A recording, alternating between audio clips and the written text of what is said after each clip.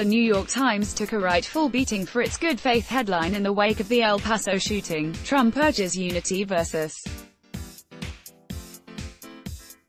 racism. That was so by the book it could have been a Yankees box score. The 5 words, bereft of context, sparked yet another debate about truth and journalism in the Trump age, spearheaded by blue checkmark Twitter personalities who aren't journalists but posture as experts when the retweets demand it. Can a newspaper straight up call the president a racist? Or should reporters stick to the old rules of dispassionate he said she said journalism? The controversy illuminated an existential challenge for the Times as its business model has migrated from advertising to subscriptions. The newspaper of record is now beholden to a reader base of educated and angry liberals who scream, "Do better," even when the men and women of the Times are doing their best. The controversy, though, felt distinctly about the Times and the convulsions inside it, a media story for media people. Less attention was paid to another Times headline that revealed much more about the shaky state of political journalism in the digital age, and its failure to ditch the tiresome habits that helped give rise to Trump in the first place. The headline, Joe Biden asks audience to imagine Obama's assassination, posted on a summer Friday, August 23, late in the afternoon.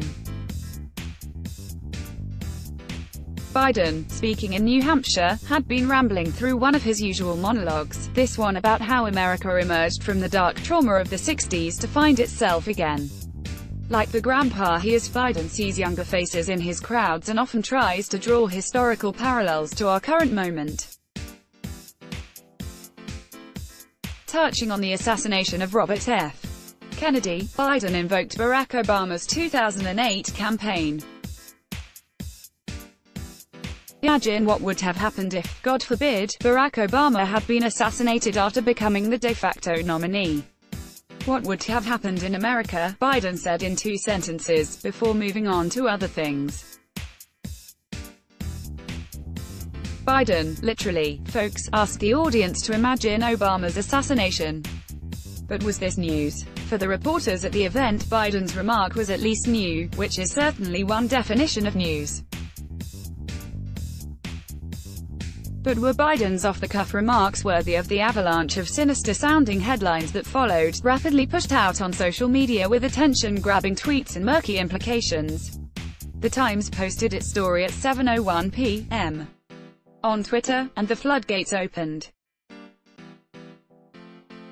In the next 2 hours, Fox News, The Hill, The Washington Post, HuffPost, App, Politico, USA Today, CNN, and other newsrooms all followed the lead of the Times, as they always have, by posting their own versions of the Biden story, primed for Twitter.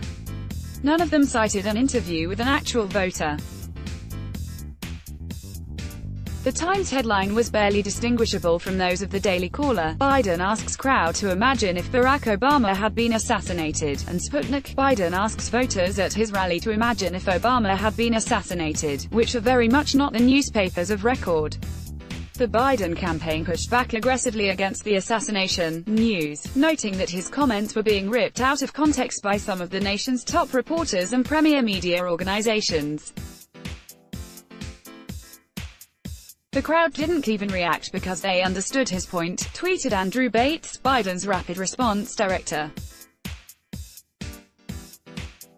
This click-chasing is sickening.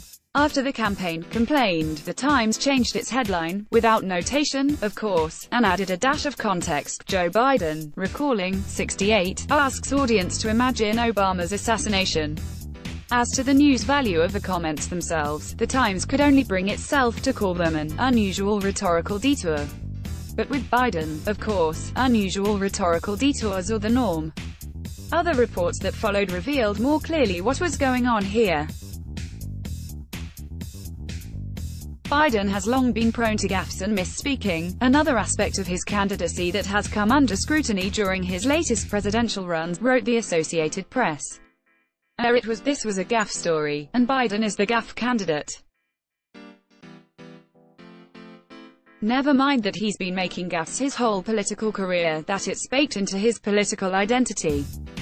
His verbal flubs might even be one of his most endearing strengths for voters who crave authenticity. But these gaffes have now apparently come under scrutiny, which really just means his gaffes are being chronicled by reporters who go into his every event hunting for the latest gaffe. As the linguist Steven Pinker said in 2008, political coverage, when it's not the horse race, is just gaffe spotting. Let's block ads. Why?